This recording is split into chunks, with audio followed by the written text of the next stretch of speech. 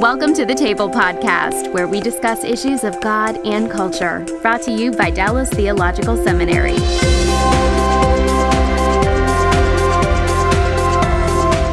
I have two directions I can go, and I'll put them both on the table so we get them out on the table to be sure that we cover them both, because if I don't say it now, I might forget it, and that could be dangerous. But one way is to think about you're raising the issue of design, which raises the issue of let's talk philosophically about some of the grounds that people have used to say that God exists. So someone comes along and they say, I don't hold to, even though you've just made the point that sometimes revelation is very, very important in these conversations, absolutely. If I'm having a conversation for whom the category of revelation doesn't function as a warrant, then, are there ways to draw them into that conversation towards revelation by the way I talk about the existence of God? That's one category I want to discuss. Second category I want to discuss is theodicy. And maybe this is the place to transition and pull out of the cache and come back to the arguments later.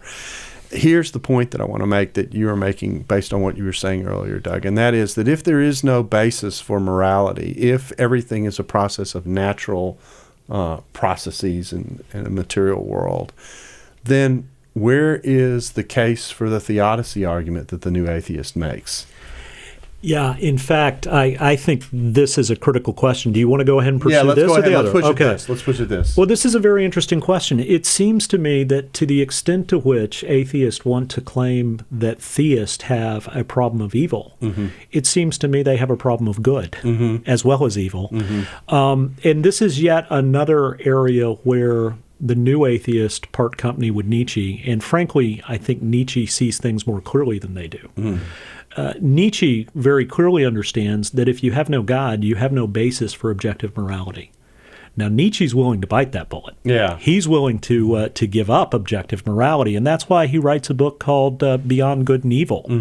So for him, the concept of goodness is just as vacuous as the concept of evil. So Nietzsche's quite clear, right? There's strength and there's weakness. If there is no God, there is no good. Yeah, there is no good, right? Yeah. And it strikes me that Nietzsche is right about this. But this is something, obviously, the new atheists want to resist concluding. But again, the point you're making, I think, is dead right. To the extent to which you deny that there is a God, you're not entitled to the very notion of evil, which is brought to bear in the argument typically from evil against God.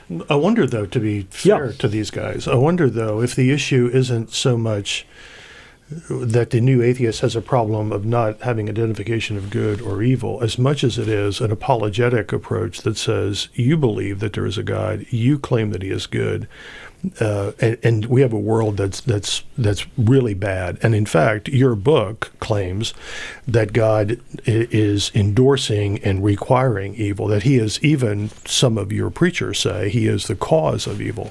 And so it's not so much that I, as an atheist, have to defend and define good or evil, as much as it is you as a theist, you as a Christian, have a really insurmountable problem here. And I think that's usually the approach they take. Well, and I think, Glenn, that's a fair point. If they're willing to bite the Nietzschean bullet on this, if they're willing to say, we completely reject these notions of good and evil, and if they're willing to do that, if they're willing to take the Nietzschean response, fair enough. I mean, I think Nietzsche is consistent. His view is dreadful, but it's consistent. Right? But if the new atheists want to continue to maintain some kind of objective morality, objective value, objective goodness. And they do make a case for that in some of their writings. Absolutely. And I think in some places, not just make a case for it, but they protest very strongly that they're entitled to this. That's particularly that's right. Exactly. And I think to the extent to which they want to maintain that, they've got this problem, right? So if they're willing to bite that that Nietzschean bullet, fair enough. But if they're not, then it seems to me they've got a problem here.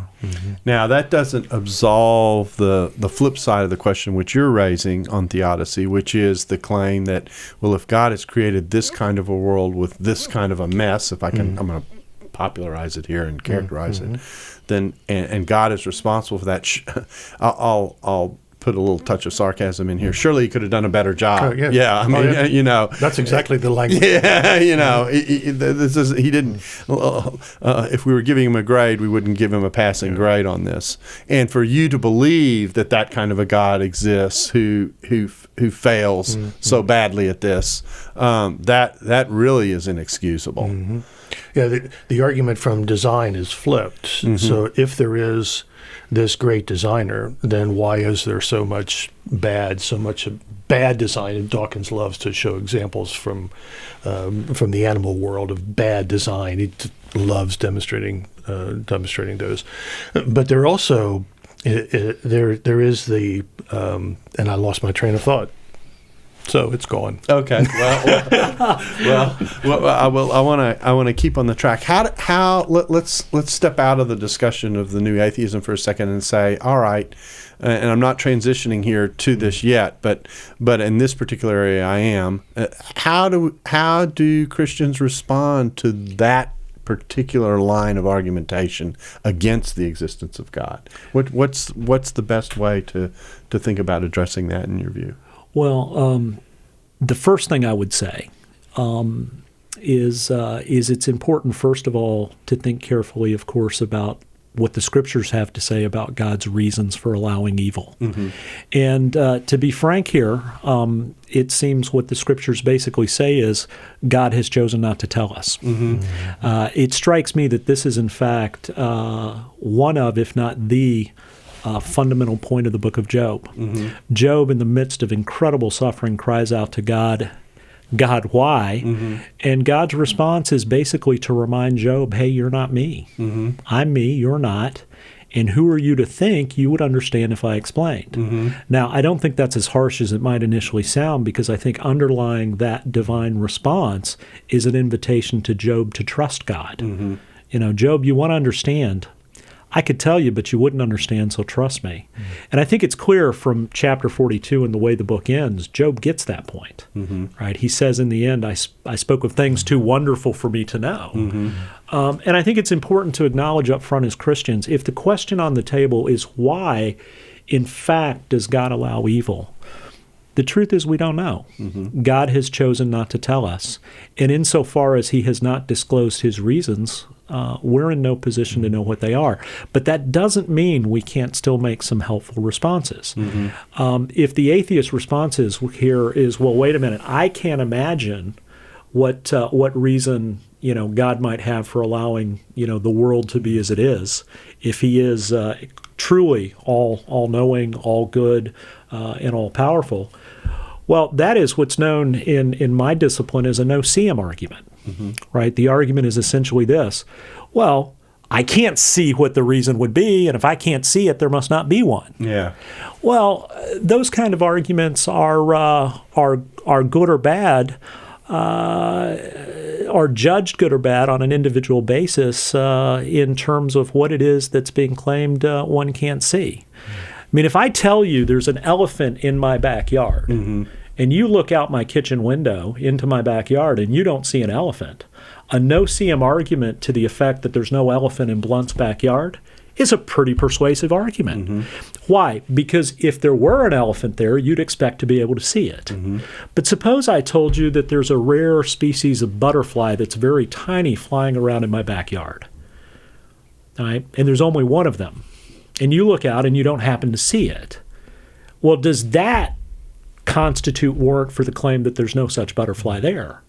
No, that's a no-see-em argument, but it's not a legitimate one. Why? Because the thing we're talking about isn't the kind of thing you would necessarily expect to have been able to see from my kitchen. So the question is this: from the fact that we can't see, if that's true, what God's argument or God's reason for allowing evil is, does it follow that we should conclude that he doesn't have one? And as far as I know, the reasons that an omnipotent, omniscient, and perfectly good being might have for allowing evil are not things I necessarily ought to expect to be able to see in the first place. Mm-hmm. Because my field of vision is much thinner. Absolutely. Yeah. Absolutely. And so just on the face of it, the mere fact that I can't figure out why God allows some of the things to happen that he does or maybe most of the things that happens that he does, is not warrant for the conclusion that he's got no such reasons, or even worse, that there is no such God. And I think that's a point worth making up front. Yeah. And I would also want to say there, Doug, and I know you would agree, that many Christians have not helped our case by, in fact, speaking for God. Or, even more troubling, is attributing to God that which is not good, attributing to God the cause of evil.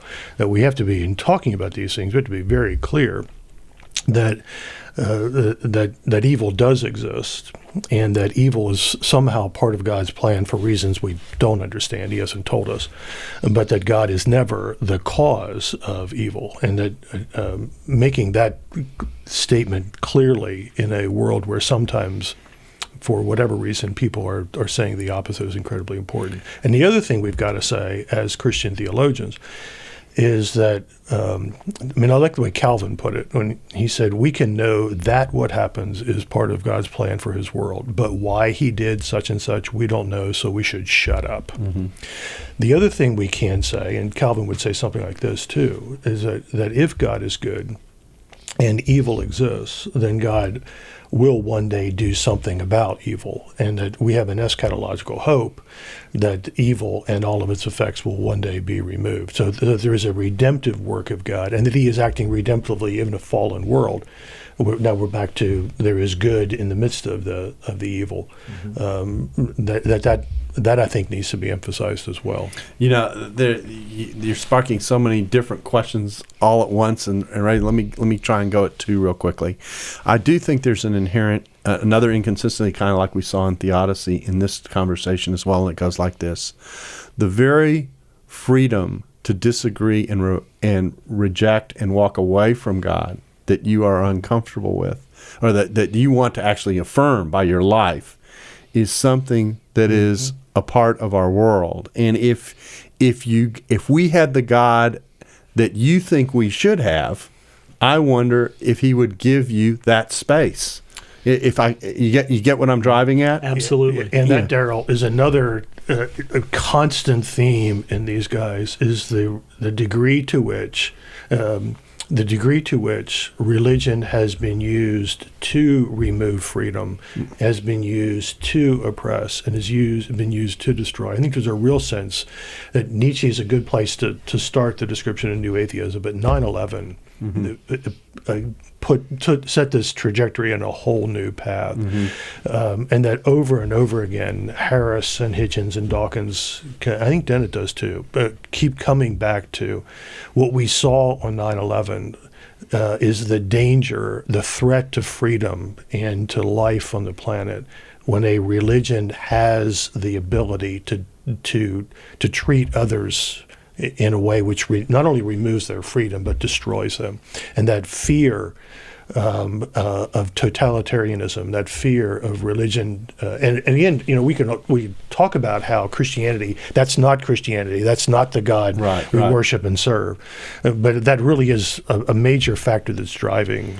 And so part of what I'm hearing you say, if I can parse what you're saying to a certain degree, is that when we allow the discussion to be about religion in general, we lose the ability to particularize about the differences between faith, as we talk about theism versus atheism. And that actually is a very important part of this conversation, to not lose that differentiation that exists within theism on some of these themes. Yeah, we don't want to have the conversation in a way that it's atheists against all religions. Christianity is not just one of many religions. Yeah, Glenn, I appreciate the point you're making, but it strikes me a point worth making as well, is this one. Is it true that horrible things have been done in the name of religion? Of course it is. And is it true that there are some horrible things that have been done in the name of Christ? Absolutely. But let's not pretend that there haven't been horrible things done in the name of atheism. And if what we're concerned about is the potential wickedness and the potential horror of totalitarian regimes, let's not pretend that religiously minded people have the corner on the market with respect to such I actually regimes. was thinking about this walking over here because one of the quotes that I read last night, it was something to the effect, and I won't get it exactly right, but it goes something like, man has killed his thousands, but religion has killed tens of thousands. That's the thrust of the quote. And I'm walking over here and I'm thinking, if I look at the record of the last century, and I look at the wars that were generated not for religious reasons, but for other reasons, for nationalistic reasons, for racist reasons, just put a whole other set of categories in there. And I'm sitting here saying, and the example that popped in my mind was the Holocaust. The Holocaust was a product in which religion, if I can say it this way, was the victim. It took it on the chin in the Holocaust. Because someone was a particular race and held a particular religion, the goal was to wipe them off the face of the earth. And that wasn't religiously motivated. That was motivated by something else.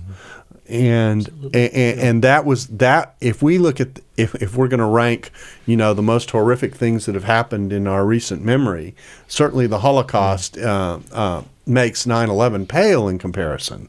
And so I almost want to reverse the quote in the process.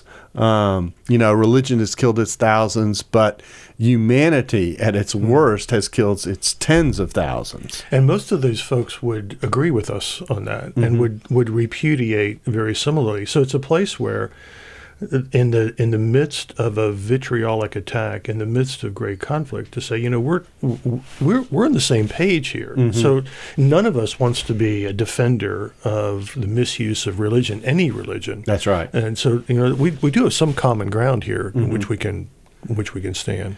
Okay, now here's the second point that I want to make off of what was said. We still have, I know the philosophical arguments are still sitting out there, and we've got to talk about how we talk about this in general. So I know I've got those two topics left. But here's the other one. Dawkins makes this argument. He says, what kind of a God, this has to do with the portrait of God as evil, what kind of God would engage in the kind of, and I don't know what other word to use other than the sadomasochistic commitment to send his own son and kill him and put him on a cross? Why would that be necessary in order to achieve salvation? And I think back to a lecture I gave in New York at King's College. This was years ago. I was doing a thing on the historical Jesus, and someone raised their hand and saying, "Isn't God in a way kind of endorsing a kind of suicide in a real sinister kind of way by sending his son to the cross?" And that was the question I was asked. And the answer that I gave is, well, if the cross alone were the event, okay, then you might be able to raise that question. But the cross alone is not the event. On the other side of the cross, there's a vindication and a life that comes out of it. That changes the whole story. It also changes the story when the act of redemption is seen as a Trinitarian act rather than a hierarchical father-son act in which the Trinity is in this together. But I think it also, as Christian theologians, we come back to it's a matter of perspective. That another very important way to look at it is the sacrificial act of this one who lays his life down for his enemies. And the picture of the atonement we get in the New Testament and the Old is multifaceted, multifold. And that criticism, by the way, comes not just from new atheists. That criticism comes in our day from some evangelicals who criticize it's been picked up. Divine child abuse. In fact, I agree with both those points, but I want to add a third one, and it's this. Maybe we should back off from the claim that it is God who sets the terms for redemption. I want to suggest that it's Adam who sets those terms, and thus humanity. And what I mean by that is this.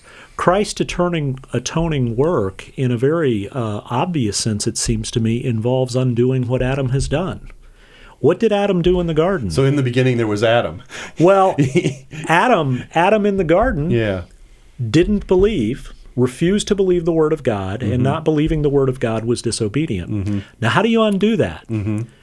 you undo that by believing the Word of God and being obedient in the most extreme of circumstances, which is precisely what Christ did, so that maybe we should see we ourselves, or certainly Adam, as the one who has set the terms by which atonement must be made, so that we don't lay this. And maybe we say, well, to the extent to which it's sadistic to require this, the sadists are the ones we see when we look in the mirror. Interesting. Okay. Well, what has become clear to me, given where we are in the time and what we're trying to discuss, is that we'll probably come back to this topic more than once. But let's deal with two other things. First, the philosophical arguments related to God. We talked about the picture of design. Dawkins has a famous argument that he's made that says, well, if we're going to engage in infinite regress and ask who created the creation, then we've got to ask the question, then who created God? And we're stuck in a move going backwards. And he has a chapter in which he works through. He said he's not a philosopher, but he at least presents the various kinds of arguments for the existence of God that have traditionally been put forward. Arguments from design and such. And so I thought, what better opportunity than to sit back and say, all right, what are those arguments? Are they able to do anything for us at all? Are they a waste of time? What does one make of the kinds of arguments that you might make about, design, demands a designer, those kinds of things?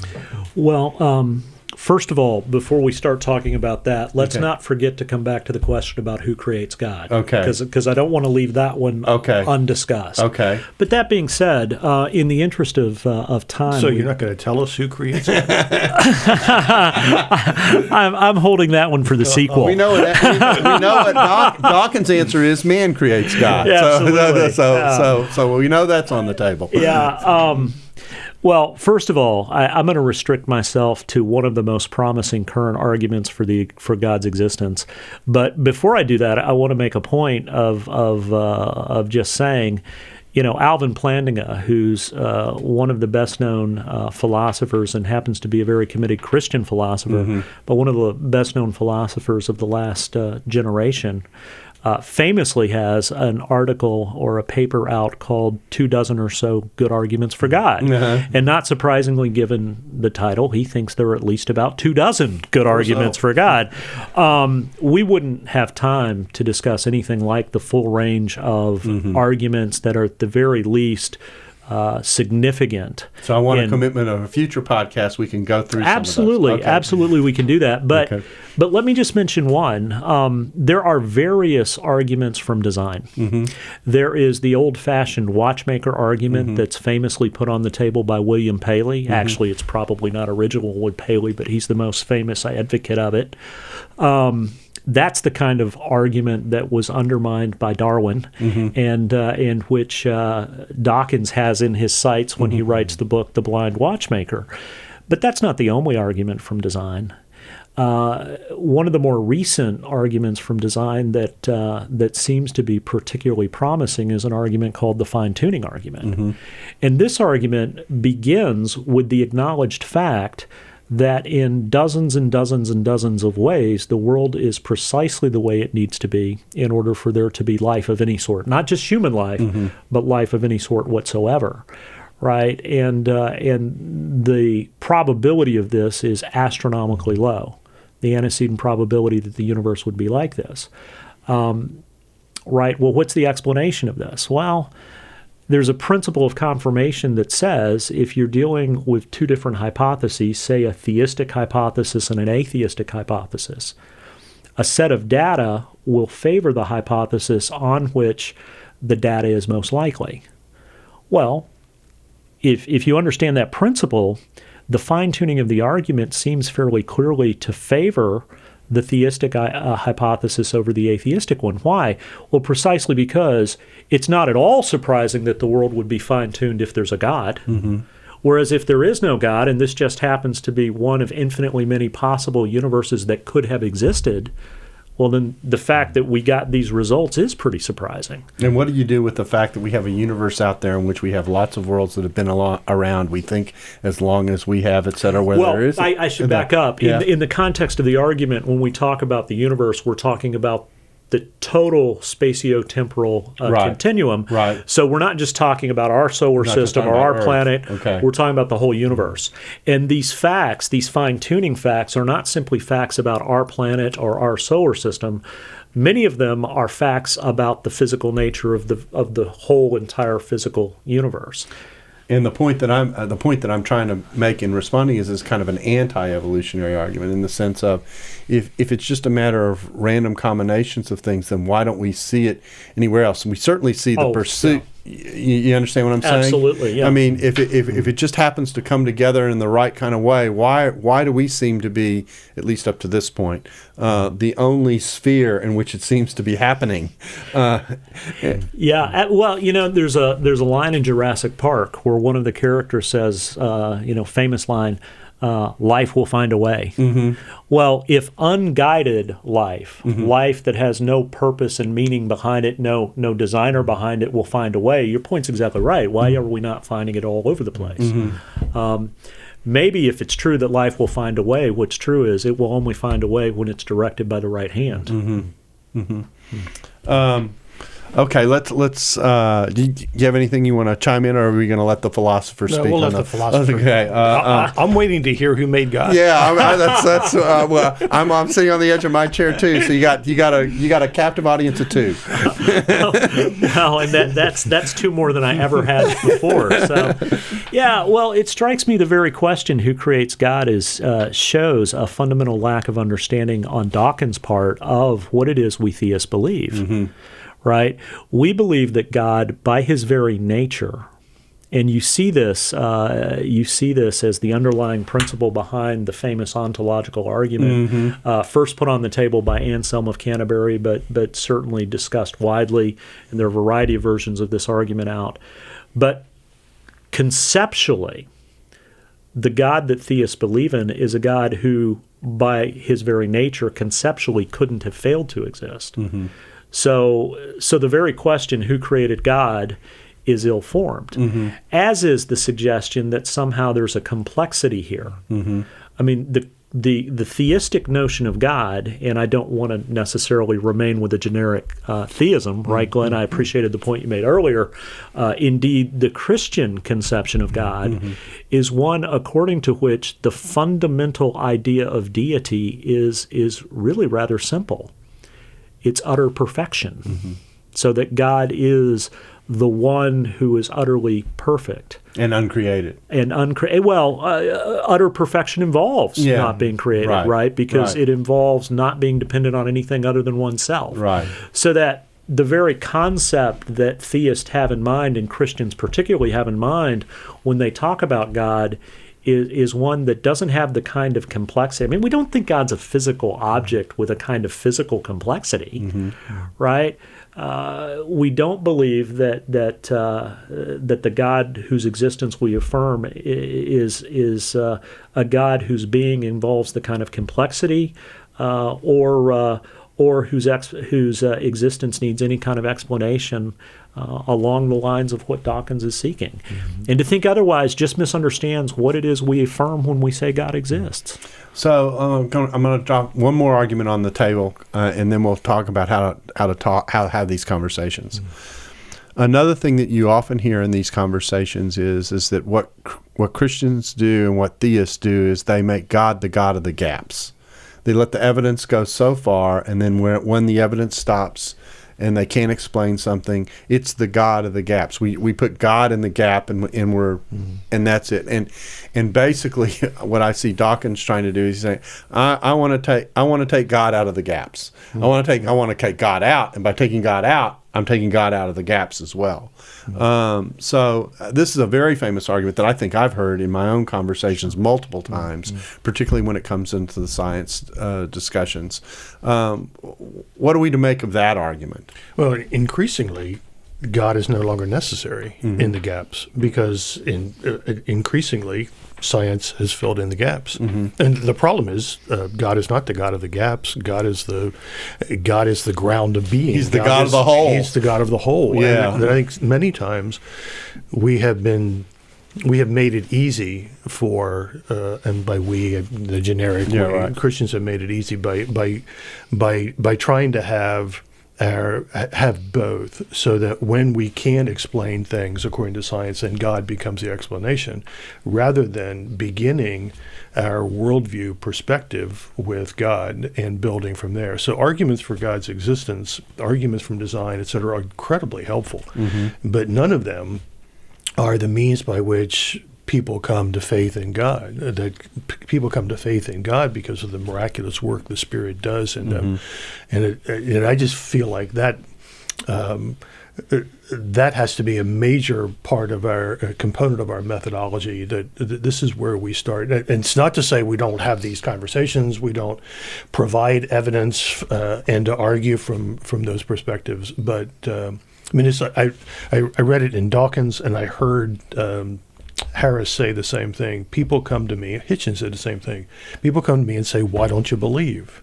It's like, you're asking me to believe in something for which you've given me no evidence. But Dawkins said it, I think, the best way possible. What you're asking me to do is to believe, to do something. That if faith means anything at all, it could only come from the God who I don't think exists. So if there is a God, he would have to give me the faith to be able to believe. It's really hard to say what I believe about saving faith any better than Dawkins did. Yeah. It certainly is the way Scripture presents it. That is, that God delivers it.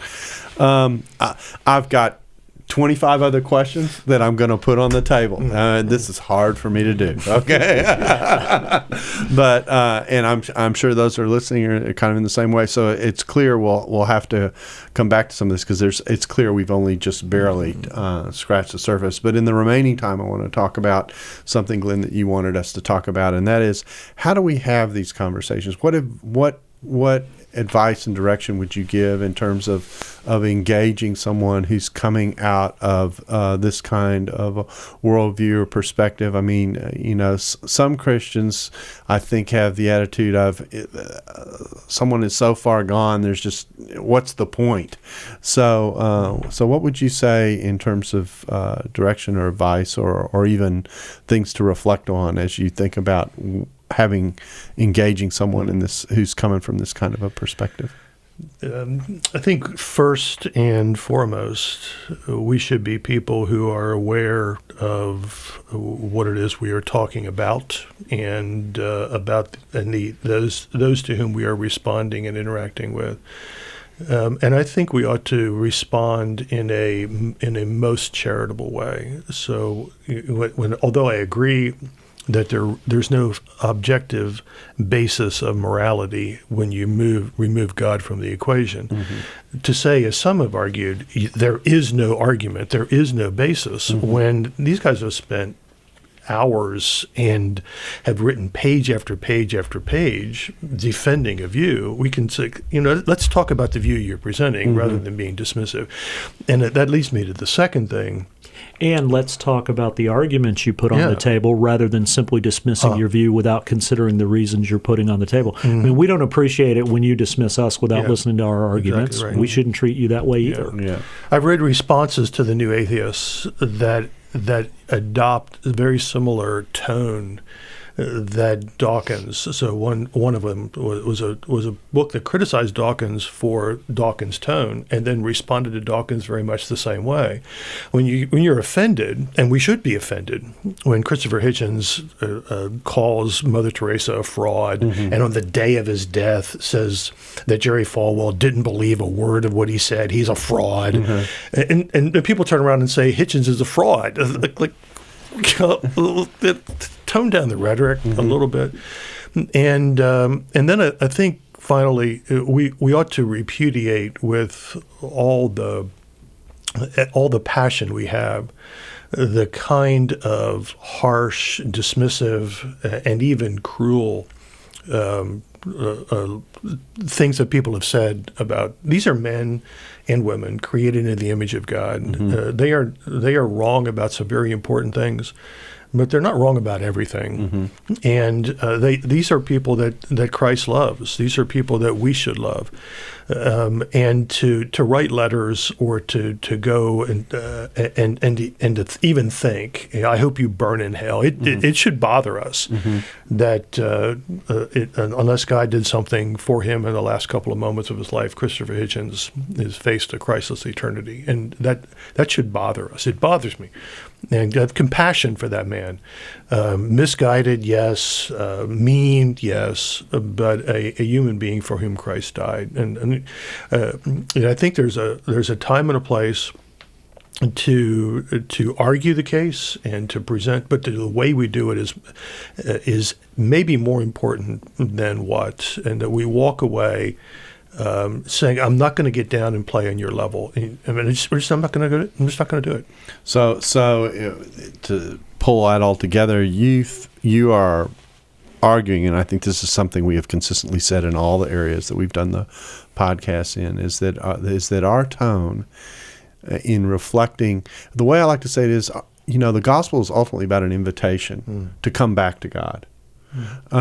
And our tone needs to reflect ultimately that invitation. There's this wonderful passage in 2 Corinthians in which Paul says, we urge you, we beg you on behalf of Christ, be reconciled to God. That's the core tone that we're after. And even though we're in situations where there's confrontation, there's certainly disagreement about ideas. They couldn't be, we're on opposite ends of the spectrum, however you want to describe it.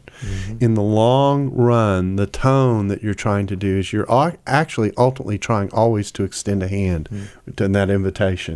Yeah, absolutely. And, it's interesting. If you read the early Christian apologists, such as Justin Martyr or Athenagoras of Athens, and these are men who are trained in argumentation, and you can see when you read them, they're very skillful at arguments. But in the end, the fundamental case they make for the faith is not an argumentative one. The fundamental case they make is grounded in the life of the people of God. Athenagoras of Athens says, in essence, if you want to see our view vindicated, that we Christians are speaking the truth, watch us live. Because we will outlive you, we will outlove you. And I think that's a very important early Christian theme that we may have lost sight of. It's not about winning arguments. It's about loving well and in a way that's compelling. So I'm gonna pull a Chris Berman here and go back, even before the early Christian, and actually come back to Jesus, because I think Jesus shows us in his ministry as well. He preaches the word, but what does he do? His ministry is literally loaded with compassion. It's loaded with compassion to crowds who are coming to him, oftentimes just to be healed. They aren't interacting with the other part of his message, which is saying, I hope you get that my healing isn't the point here. My healing is pointing to something far more profound. But he still extends the compassion. The early church in Acts does the same thing, so that there's a word and deed combination that is consistent and that has a consistency to it, so that when we say God loves you and has a wonderful plan for your life, for example, we mean it. You can see it in the way we love the people around us. And so the seminary logo they put on the end of every one of these broadcasts says, teach truth and love well. That actually is a very good tag for what we're talking about here. Tone is extremely important, even in the midst of a highly contentious discussion in which we conceptually could not agree more. And I find that I find that much of our discourse in the public square has failed badly in that particular area. And what people don't realize is it actually undercuts the message. It creates static for the message of the extended hand, the invitation of the gospel that we're trying to offer. Well, and the other thing it does, it then pits personality against personality, because you and I are not going to sit and talk to Christopher Hitchens, but we will talk to people who are reading Hitchens. And if we pit one personality against this personality, or you end up with two personalities who behave the same way. So why you're the person who claims that you serve a loving God, and you're behaving like that inconsistency is a huge problem for us. Yeah. Well, I want to thank you all for taking the time to come in and talk about the new atheism. As I said, I think it's clear we've done a little bit of work here, but there's a lot more that could be talked about. There's a lot more that could be covered. I'm sure I'm going to invite you all back. We've got on the table, on the shelf too, we're going to work through those philosophical arguments, so Philosophy 101 we'll gather one day and we'll work through those as well. But I really do appreciate you taking the time to help us get our hands around what certainly is a major cultural feature in conversations about God. And we thank you for joining us on the table where we discuss issues of God and culture. Thanks for listening to the Table Podcast. Dallas Theological Seminary. Teach truth, love well.